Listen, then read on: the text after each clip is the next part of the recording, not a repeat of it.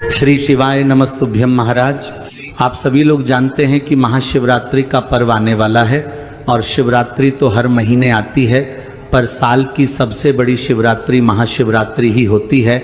और इस दिन भगवान शिव की पूजा करने से हमें वो सब मिलता है जो कि हमने कभी सपने में भी नहीं सोचा हुआ है। महाराज, महाशिवरात्रि फाल्गुन माह की कृष्ण पक्ष की चतुर्दशी तिथि को ही मनाई जाती है और इस बार महाशिवरात्रि की तिथि की शुरुआत 15 फरवरी रविवार को शाम 5:06 से होगी और महाशिवरात्रि तिथि की समाप्ति 16 फरवरी सोमवार को शाम 5:34 पर होगी। महाराज, ऐसे में महाशिवरात्रि का व्रत 15 जनवरी रविवार को ही माना जाएगा, क्योंकि महाशिवरात्रि में विशेष रूप से रात्रि में पूजन की जाती है और रात्रि में 4 प्रहर की पूजन का विशेष महत्व है। इसलिए इस तिथि में रात का समय 15 फरवरी के दिन का ही आ रहा है। इसलिए 15 फरवरी रविवार के दिन ही महाशिवरात्रि का व्रत रखना सही होगा और इसी दिन 4 प्रहर की पूजा भी की जाएगी और महाशिवरात्रि के व्रत के नियमों का पालन किया जाएगा।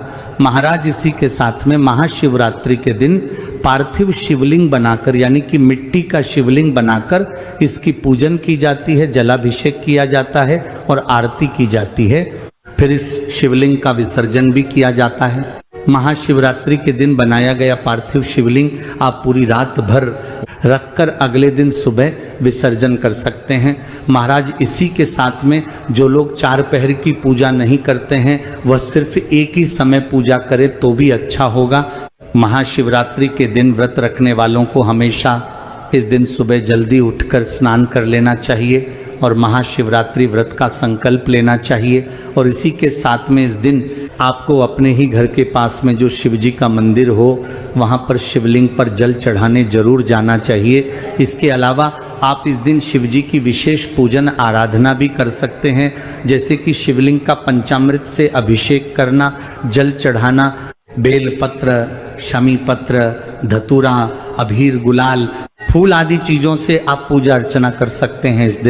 इस दिन की गई पूजन का फल आपको पूरे साल मिलता है और इसी के साथ में इस दिन आपको अपने घर के बच्चों से भी शिवजी पर जल चढ़वाना चाहिए और उनकी पूजन करवानी चाहिए। इस दिन भगवान से जो मनोकामना की जाती है वह भगवान शिव पूरी जरूर करते हैं। महाशिवरात्रि का व्रत सभी लोगों को रखना चाहिए। इस व्रत में अन्न ग्रहण नहीं किया जाता है और महाशिवरात्रि के व्रत में आप फलहार, मौसमी फल, चाय पानी आदि ग्रहण कर सकते हैं।